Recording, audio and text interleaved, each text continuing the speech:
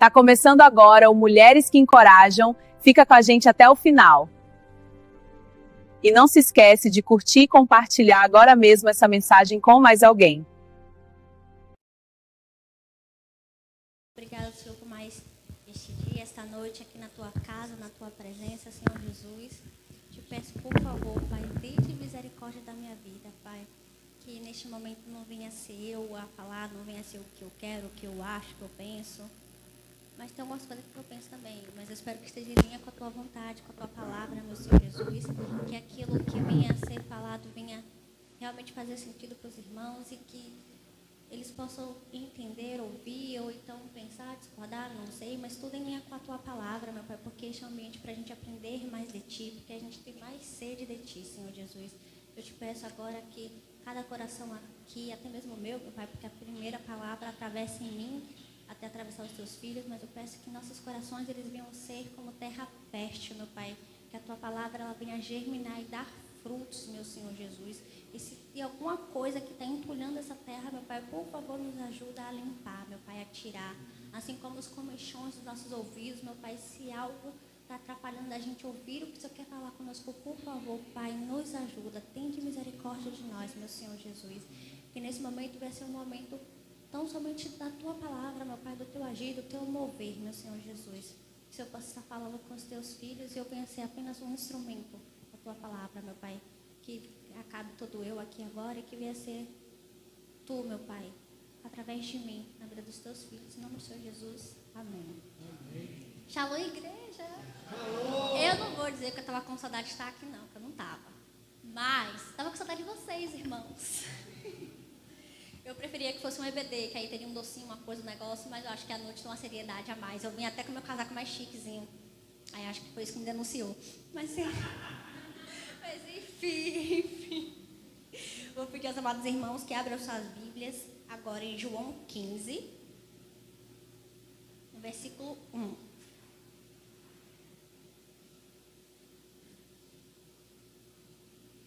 Aí o irmão que não achou diz, espera um pouco. João 15, 1, isso mesmo. Eu estou esperando.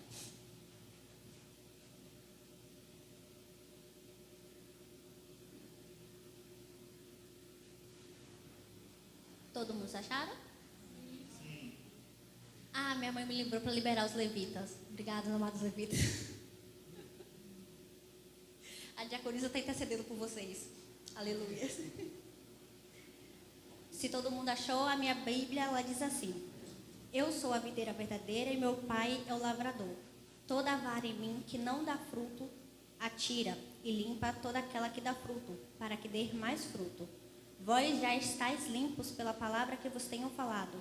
Está em mim e eu em vós. Como a vara de si mesma não pode dar fruto se não estiver na videira, assim também vós, se não estiverdes em mim. Eu sou a videira e vós as varas. Quem está em mim e eu nele, esse dá muito fruto, porque sem mim nada podeis fazer. Aleluia. Pode citar, amados irmãos. Ah, tá. Ele vai ficar aqui, tá?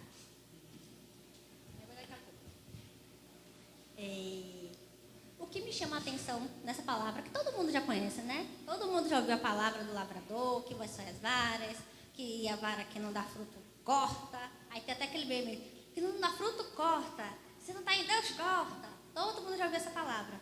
Mas o que me chama a atenção nessa palavra é o versículo 4 e o versículo 5. Que o versículo 4 ele começa com: estais em mim e eu em vós. Porque isso entende, porque assim, que... Eita, Jesus. O que isso me entende é que o quê? Eu posso estar em Cristo, mas Cristo pode não estar em mim. Porque ele diz, se tu está em mim e eu em vós. Então eu posso achar que estou em Jesus, mas Jesus não está em mim, então tem alguma coisa de errada comigo. Eu estou numa linha de pensamento congruente, correto? Obrigada, amados irmãos. E isso me leva a um dos meus maiores receios, assim, que eu tenho desde cristã, quando a gente vê sobre a palavra de Cristo, que é ser justamente como os fariseus da época de Jesus. Porque, por exemplo, pensa comigo, Jesus naquela época não eram os cristãos da época, mas tinha as pessoas que falavam da palavra de Deus. Tinha as pessoas que liam as escrituras, que faziam todos os ritos que foram passados desde Moisés, que continuam até hoje. Tinha na época de Jesus. E foram essas pessoas que não acreditaram em Jesus, que eram, assim, os cristãos da época. Aí eu me pergunto, será que eu estou sendo uma cristã em Cristo ou uma cristã meio fariseu em algum momento? Será que se Jesus viesse hoje, nesse tempo, eu saberia reconhecer esses sinais? Eu fico muito nisso porque eles não receberam a Cristo com base no que eles acreditavam na palavra. Aí eu pergunto, será que o que eu acredito da palavra é de fato a verdade do que eu estou pensando? Será que em algum momento eu não deixei os meus achismos, os meus preconceitos, as minhas coisas, o que eu acho que é interessante, interferir naquilo que Deus quer falar comigo? Será que em algum momento eu não tenho sido talvez prepotente ou arrogante, alguma coisa que me afaste da palavra? Esse é um dos meus maiores medos. É pensar, se eu estivesse naquela época, eu seria uma das pessoas que falaria solta Barrabás. É um dos meus maiores medos. Aí eu queria compartilhar com os irmãos, porque eu acho que deveria ser um medo geral do cristão. Será que eu saberia reconhecer o Cristo de verdade, se ele estivesse aqui agora, conversando comigo? Será? Eu acharia que ele é um falso profeta com uma grande autoestima. Não sei dizer. E esse é um dos meus maiores medos. Porque vale ressaltar que o pessoal de lá, eram eles que falavam da vinda de Cristo. E o Cristo veio e eles assim não enxergaram. Aí eu pergunto, será que eu tenho mais intimidade do que aquela galera tinha com Deus? Porque vale ressaltar, o véu se rasgou, todos agora temos intimidade, glória a Deus e aleluia. Mas aquele pessoal vinha fazendo ritos que eram ditos da Bíblia. Eles poderiam ser salvos. Será que... Não sei. Tipo assim, eu não me sinto melhor ou pior do que eles. Eu não consigo ver a diferença, assim, propriamente falando. Eu falo assim, não, porque eu estou seguindo a Cristo. Mas eles também achavam que estavam seguindo a Deus. Qual é a diferença minha para o fariseu daquela época? Eu não consigo enxergar. Eu não consigo ver palpavelmente, sabe? E esse é um dos meus maiores medos. É achar que eu estou em Cristo, mas Cristo não está em mim. E eu não estou aqui para julgar. Obviamente, claro que não, que sou eu. Mas assim, para trazer a reflexão dos irmãos junto comigo. Porque a palavra é clara. E eu nele. Será que Cristo está em nós? Estamos dando esse espaço para o verdadeiro Jesus atuar em nossas vidas? Não o Jesus que a gente idealiza, não o que a gente acha que é Jesus, não o que nos disseram que era Jesus, porque a gente ouviu um pastor falar e isso fez muito sentido. Ou então, eu vi um videozinho no Instagram e foi muito bonito, muito emocionante, eu acho que Jesus é isso. Não, mas o verdadeiro Jesus, aquilo que Ele quer ser nas nossas vidas, será que a gente consegue entender e enxergar isso? O Jesus da Bíblia, o verbo que se fez carne e habitou no meio de nós. O Jesus que fez maravilhas, mas que mesmo seguindo as regras impostas, fez tudo novo e diferente. Esse Jesus, será que Ele está nas nossas vidas? Nós temos permitido Ele atuar em nossas vidas? A gente tem de fato andado lado a lado com Ele? Aí os irmãos pensam, eu vou tomar um remédio.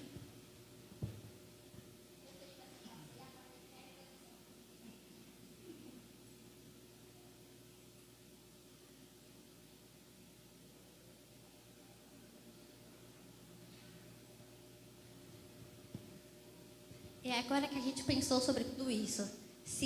Qual a diferença para o que Jesus que a gente tem ouvido falar, para o que de fato está na Bíblia?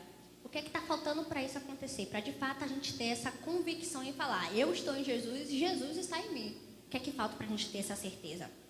Porque o mesmo Jesus disse, a vara de si mesma ela não pode dar fruto. Esqueça que você pode alguma coisa. Uma coisa que eu vejo... Todo mundo que tem Instagram, todo mundo em algum momento vê isso, que é a palavra da prosperidade. Assim, eu não sou contra a prosperidade. Amém, Jesus. Se você quiser me fazer prosperar, esse daqui, a tua filha está na fila. Mas, essas palavras de prosperidade parecem muito palavra de coach disfarçada de evangelho, sabe? Me dá uma grande agonia de ouvir. Não me parece muito certo. Eu internamente, Daiana, fico, será isso mesmo? Eu não sei. É uma das coisas que eu questiono, porque...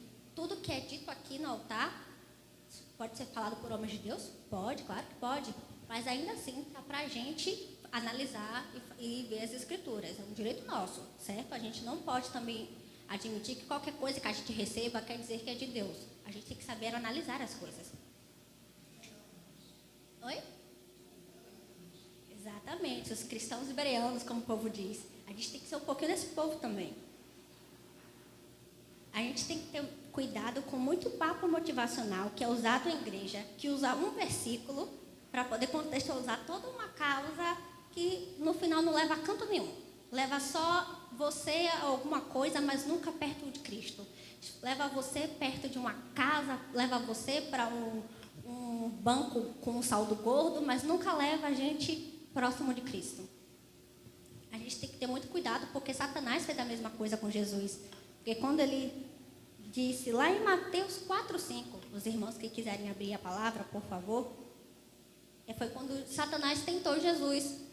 Só que Satanás, é claro, ele é muito esperto, mas sabedor não, mas ele sabe a Bíblia de cabo a rabo, então ele sabe um pouquinho mais do que eu, pelo menos, que eu não sei tudo. Estou aí na luta para poder estudar, glória a Deus e aleluia. Mas ele tentou Jesus com a própria palavra. Ele não mentiu, mas ele usou para uma coisa que não era devida. Então, a gente tem que ter cuidado se a gente não está caindo em papos desse tipo. Não estou chamando ninguém de Satanás, nem de nada. Eu estou falando que a gente tem que aprender a ter senso crítico com relação à palavra. Se o que de fato a gente tem visto e ouvido é de fato a palavra de Deus. E usada para o propósito da palavra de Deus.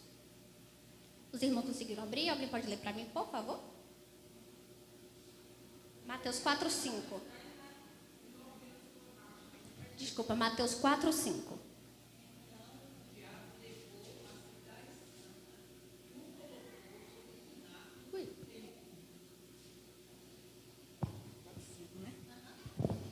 Então o diabo levou a cidade santa e o colocou sobre o pináculo do templo. E disse-lhe: se és o filho de Deus, lança-te daqui abaixo, porque está escrito: ele dará ordens aos teus anjos a teu respeito, e as suas mãos te sustentarão, para que nunca tropeces com o teu pé em alguma pedra. Então, Satanás errou em alguma coisa? Não. Ele só falou o que estava na palavra. Mas aí é que está, o propósito do que ele usou era correto? Não. Deixou de ser palavra de Deus? Não. Mas entende, quando a gente entende, poxa, isso é palavra, mas esse propósito aqui ele não está correto. Ele não tem sentido, ele não tem cabimento nessa questão. Tanto que Deus continua rebatendo Satanás ainda na palavra, porque ele é a própria palavra. E ele fala também que o homem não tentarás o Senhor vosso Deus. Continua sendo palavra, no contexto correto, na intuição correta. E é assim que a gente tem que fazer, e é assim que a gente tem que ser. É utilizar a palavra de Deus para o que a palavra de Deus serve. Não para que em algum momento nosso ego seja inflado. Não que em algum momento a gente possa acalentar algum erro que a gente faça. Por exemplo, eu errei. Mas a palavra diz isso, então está tudo bem, porque Deus perdoa. Isso não existe. A gente tem que usar a palavra de Deus para que a palavra de Deus nos instrui. Amém, amados irmãos? Aleluias. A gente tem que parar de aceitar qualquer coisa que é falada na internet ou até mesmo no altar, não questionando as pessoas que estiveram aqui, mas qualquer outro canto também. Mas nós somos seres humanos, nós erramos, a gente infelizmente comete esses erros. E não quer dizer que a gente tem que condenar o irmão, mas a gente tem que saber o que aceitar e o que não aceitar. Aquilo que é devido da palavra, aquilo que isso aqui não é muito da palavra de Deus, então acho que não é por esse caminho. E tudo bem também. Eu tenho, como os irmãos sabem, eu tenho muito costume de anotar a palavra, aquilo que fez sentido, e eu anoto até as coisas que não fez sentido para mim.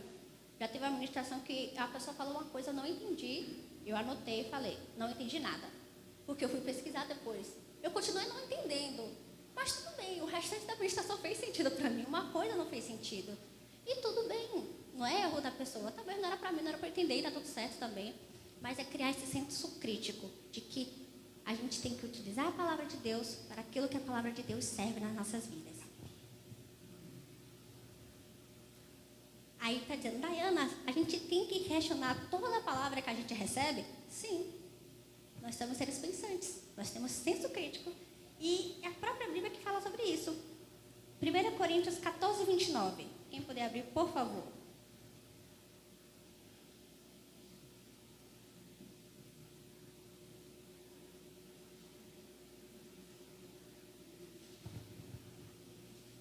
Alguém que achou pode ler para mim, por favor? 1 Coríntios 14, 29. Ai, tá lá. Espera que eu chego. Quanto aos profetas, que falem 2 ou 3, e os outros julguem cuidadosamente o que foi dito. Pronto, vale ressaltar. Tem que julgar, mas cuidadosamente. Não é para ficar também conversando com o irmãozinho, você viu essa palavra, eu acho que não foi certa. Julgue você com você. Por exemplo, eu julgo com o meu marido, eu chego em casa, isso fez sentido para você? Ele, não, para mim eu entendi dessa maneira. E a gente vai conversando sobre a palavra. Mas a gente tem que analisar cuidadosamente. Tem lá também em 1 João 4:1. Alguém pode abrir, por favor? 1 João 4, versículo 1.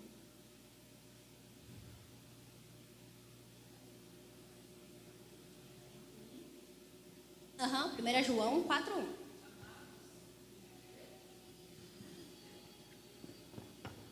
Deixa eu consertar aqui. Amado, não creais em todo o Espírito, mas provai se o Espírito são de Deus, porque muitos falsos profetas têm aparecido no mundo. E olha que lá estava se criando o cristianismo, já tinha vários falsos profetas, quem dirá agora? Já passaram-se mais de não sei quantos mil anos. Imagine quantos mil profetas que a gente não já deturparam a palavra do Senhor. Olha quantos escândalos a gente tem visto. E tudo no meio da igreja. Olha, vamos lá. O que é que a igreja tinha a ver com esse escândalo de fraude do INSS?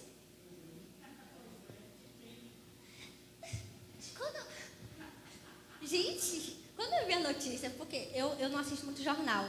Falho nesse quesito. Eu vejo mais no Instagram jornais. Aí eu fui ver no jornal, o que a igreja tinha a ver com isso? Mas estava lá o nome da igreja no escândalo de fraude do INSS. Onde já se viu, gente? A palavra de Deus diz, eu não vou saber exatamente agora o versículo, aí fica para os irmãos anotar e pesquisar também. Que, ai daquele por quem vieram os escândalos, porque seria melhor que ele amarrasse de uma pedra no pescoço e se atirasse no mar. Que eu saiba, a minha Bíblia também, ela condena o homicídio, a morte. Mas ela está dizendo que é melhor você se jogar no mar. Você. Do que você fazer um escândalo. Porque, ai daquele por quem vieram os escândalos.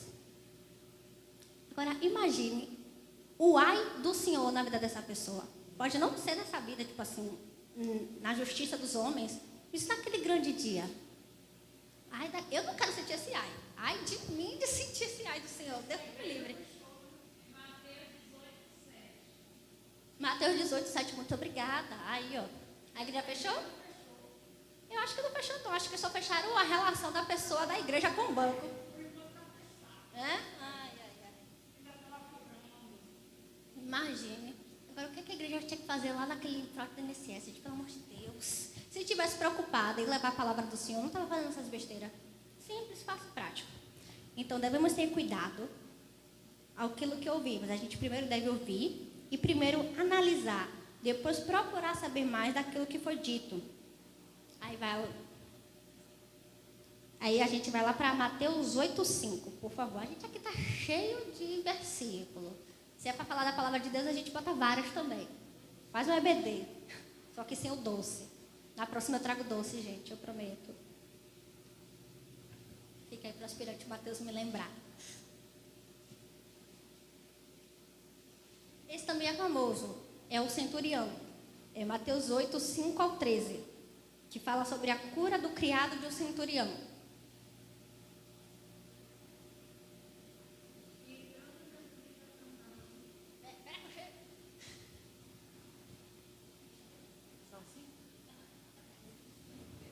E entrando Jesus em Cafarnaum, chegou junto dele um centurião, rogando-lhe e dizendo: Senhor, o meu criado jaz em casa, paralítico e violentamente atormentado.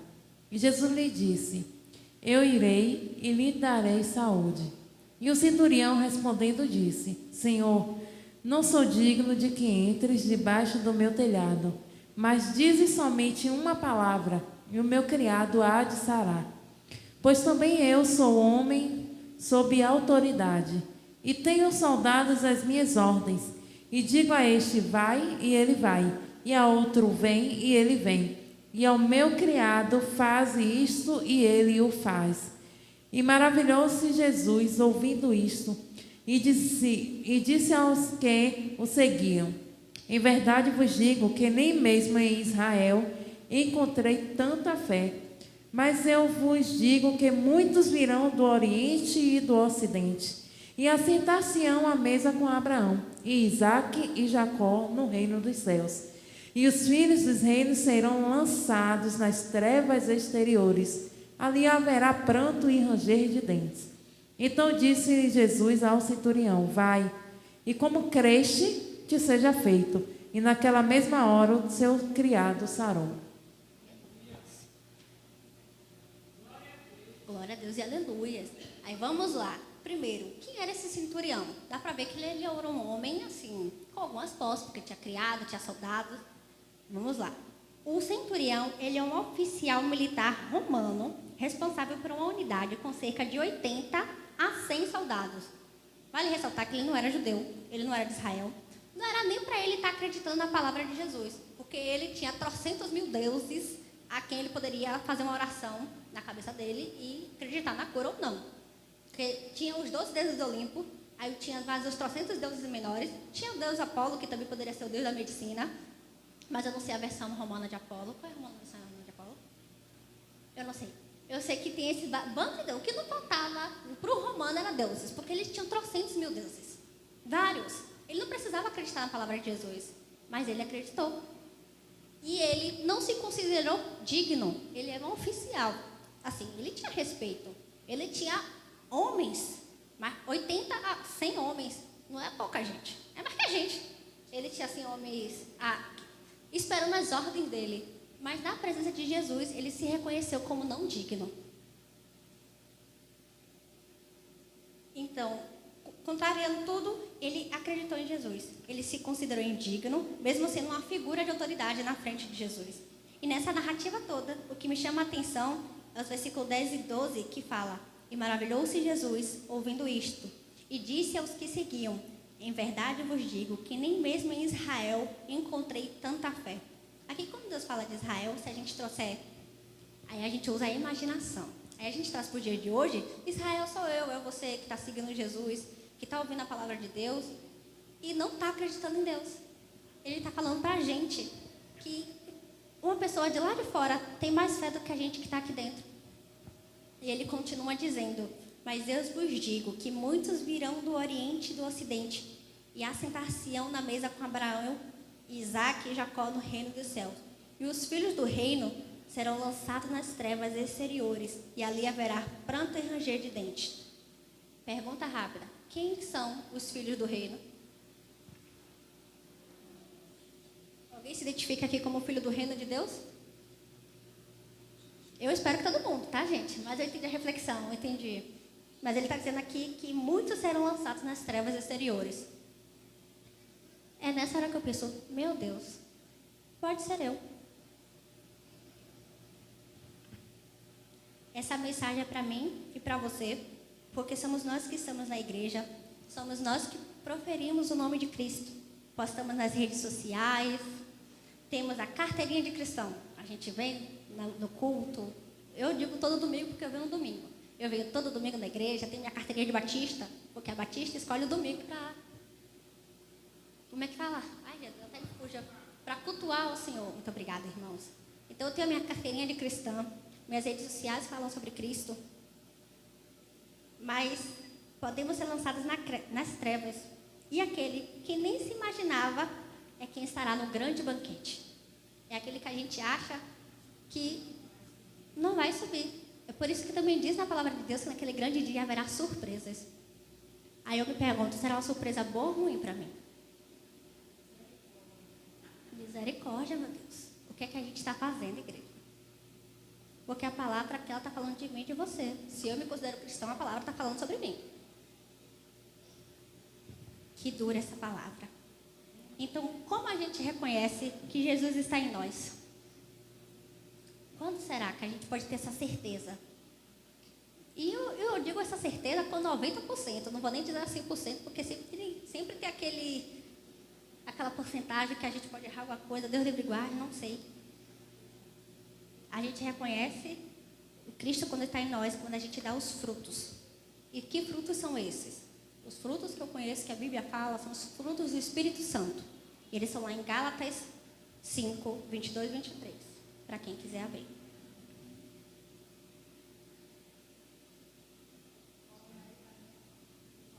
Gálatas 5, versículo 22 e 23. Na minha Bíblia ela diz assim: mas o fruto do Espírito Santo é amor, alegria, paz, paciência, amabilidade, bondade, fidelidade, mansidão e domínio próprio. Contra essas coisas não há lei. Aí eu pergunto aos amados irmãos, quais desses frutos a gente tem dado? Vamos englobar aqui junto, que a palavra que corta aí, corta aqui também, está tudo certo. Quais frutos desse a gente tem dado? E se a gente não tem dado o fruto, vamos dizer que está em um processo de amadurecimento. Então, qual é o fruto que Jesus está desenvolvendo na gente?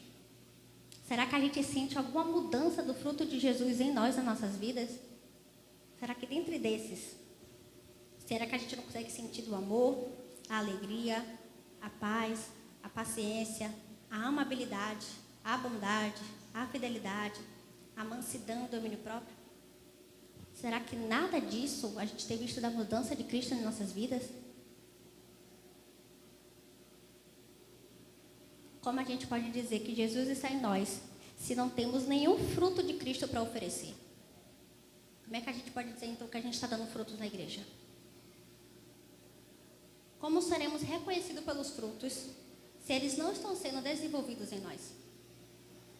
A gente pode não aparecer agora, tudo bem. Como é que é aquela frase? Cuidado em obras. Tudo bem, estamos em obras, mas qual é o fruto que a gente está desenvolvendo? Será que a gente consegue identificar aquilo que Jesus está tentando desenvolver em nossas vidas? Se somos reconhecidos pelos frutos e a gente não tem fruto nenhum para oferecer ou desenvolver, o que é que a gente está fazendo então?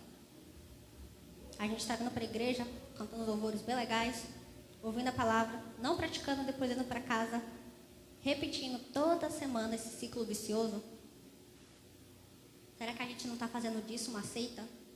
Aí os irmãos perguntam, o que é uma seita? Para quem não sabe, seita, ele é um grupo, geralmente pequeno e fechado, que separa-se de uma religião ou de uma instituição principal, seguindo doutrinas, líderes ou crenças divergentes e específicas. Elas se caracterizam pelo isolamento do mundo exterior e uma estrutura autoritária. Uma igreja, ela pode ser uma seita se ela não segue aquilo que Cristo prega. Ela segue as suas próprias crenças, os seus próprios preceitos. Se ela falar, isso não pode, isso pode, e elas se isolam do mundo, elas vivem na caixinha delas achando que está tudo bem.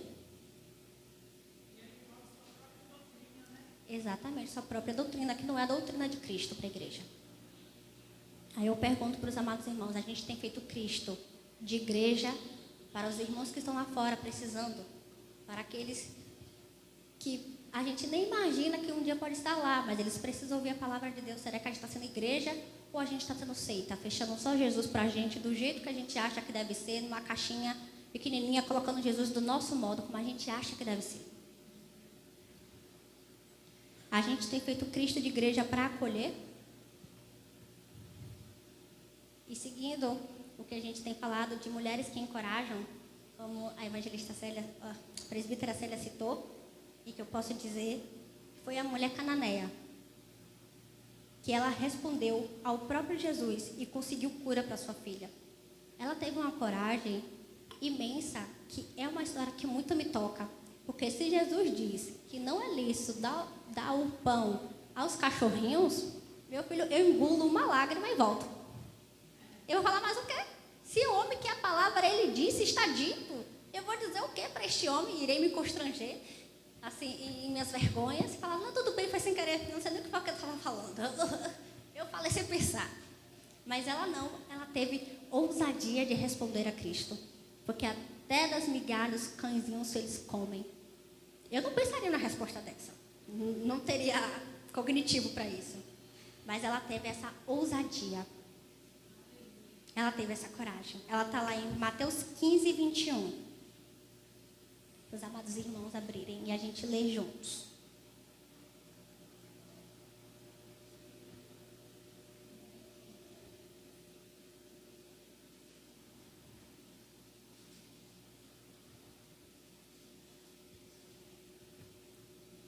Mateus 15, versículo 21.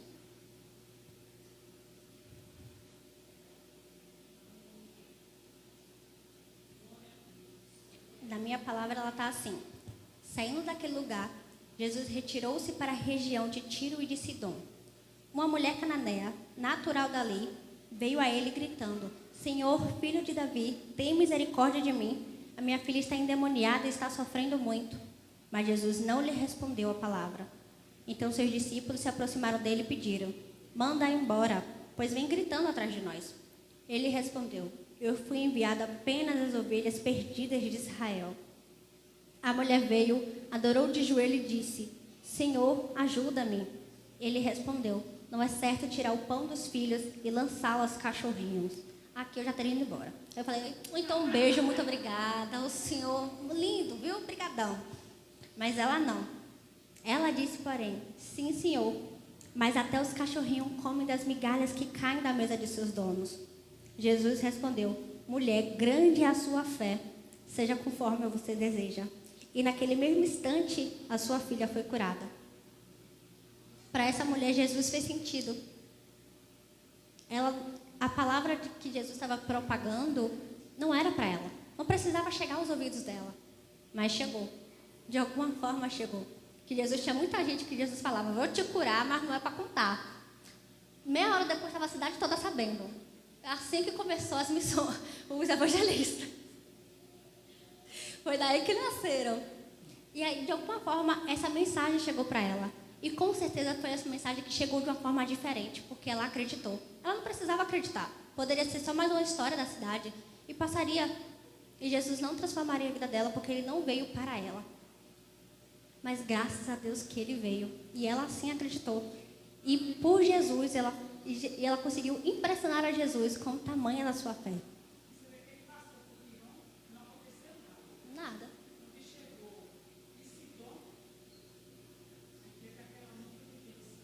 Exatamente.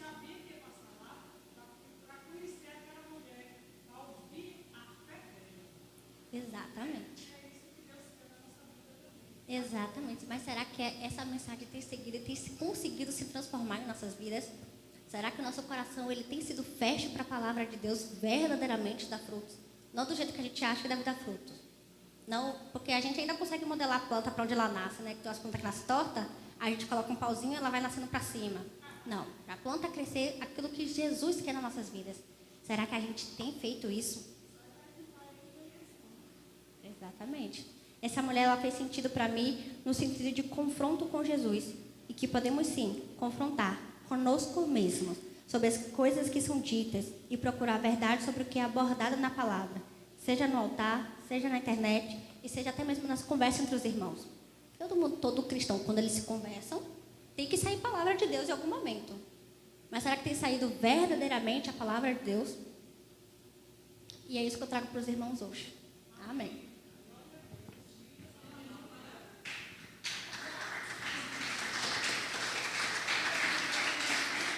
Foi bom demais, né? Então eu te espero no nosso próximo encontro. Tchau!